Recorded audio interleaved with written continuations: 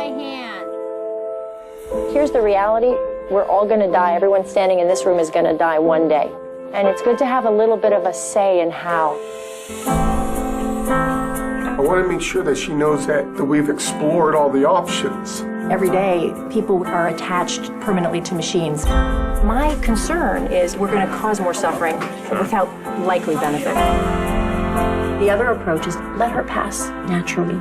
It would feel like murder to pull her life support. If I had to make the decision for myself, then take me off, and if I breathe on my own, then that's fine. That's God's will. Amen. How would you feel if you were not getting better on a breathing machine? Then I don't want to be on a breathing machine.